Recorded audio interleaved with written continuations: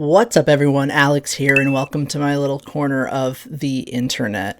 I wanted to revisit Maverinity as a topic. I talked about being Maverin, which is a gender quality that is not related to feminine, masculine, or neutral, and it is not related to being genderless. So it is a strongly gendered gender quality, and it exists outside of pretty much any existing gender convention, gender category of qualities. There are Maverin genders, but Maverinity in and of itself is equivalent to masculine or feminine. Those are not genders, but they can describe a gender, or they can describe an expression, a presentation. So that is the overall, that's what Maverin means. So I wanted to talk about Maverinity in practice. Maverin is not related to being gender punk or genderqueer, where there may be a voluntary aspect of choosing to queer gender or exist outside of conventional gender in the ways of like expressing or presenting yourself. It is an involuntary identity that it doesn't choose to sit outside of convention. It just happens to exist outside of convention. But there may be some voluntary aspects of the identity. So I want to explain. Sometimes you might find yourself not fitting a gender category that might technically relate to you or describe you. So for me, I do not call myself transmasculine, even though I technically do fit the definition of transmasculinity. I am a transgender man, and that typically gets sort of stuffed into the category of transmasculine. But personally, I do not see myself as transmasculine because I don't really see masculinity as a focal point of my identity. Like, I don't really call any aspect of my identity masculine. So I disidentify with the transmasculine label. So part of Maverinity is disidentification, meaning that even though a label might technically fit someone who is Maverin or who has a Maverin gender, they distance themselves from it and they say that doesn't fit my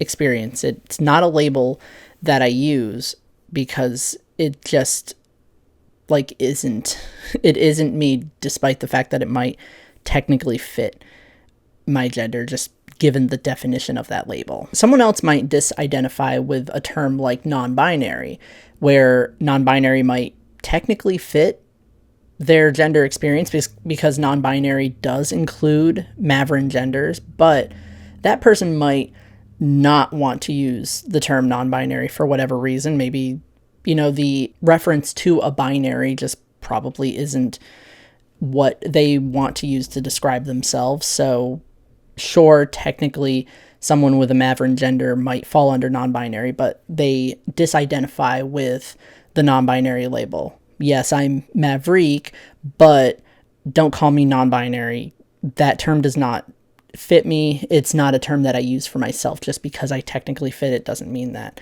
that's part of my experience. The other part of the Maverin experience is recontextualization.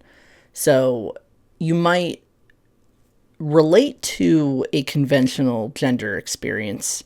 For me, that's manhood. And for me, my manhood is Maverin in nature. So I take that already existing gender and I describe it in ways that are not binary. I recontextualize manhood for myself because my manhood does not fit in with the typical experiences of, conventional manhood. Someone might be a woman, but they might decide to recontextualize that for themselves. Maybe they just don't look conventionally like a woman, or maybe they decide that their womanhood is abinary in nature or Otherin in nature, or any kind of gender aspect that is outside of feminine and masculine. I've also seen a lot of androgynous people who recontextualize that idea for themselves, where their androgyny is not binary. It's not pulling from combinations of traditional masculinity and femininity, and they don't feel like they fit between a binary or between feminine and masculine. Their androgyny might come from an abinary perspective. And so they are recontextualizing androgyny for themselves, and they're taking this already existing term and they're using it in a way that fits a more unconventional experience. So besides the fact that Maverin is a quality that exists outside of feminine, masculine, and neutral, it also involves gender autonomy. So that's where you get disidentification and recontextualization. Those two aspects are ways to sort of take convention and either distance yourself from existing conventions or recreate convention to fit your personal experience. So a lot of it is all in the way you use labels, but sometimes it has more to do with your gender expression or your gender presentation. It depends on the individual.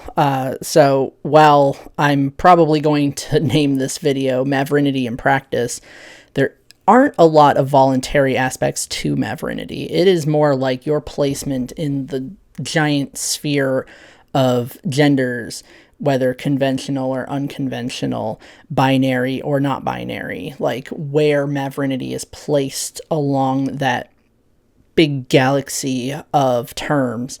That's typically the Maverin experience. So yeah, that's pretty much it. Maverin, a gender quality that is very unconventional and very much separated from masculine, feminine, and neutral. There are many Maverin genders out there, which I will eventually talk about, but on the YB3 Wiki, I have Maverin genders that I have coined, and I also have a blog that talks about all the Maverinities, all the Maverin genders, trans Maverin identities, the Maverick experience, and all of it, all at once. It's a big database of genders and experiences with those genders. So definitely check that out. I'm going to try to remember to link that in the description. And other than that, I'm signing off for now. See you later.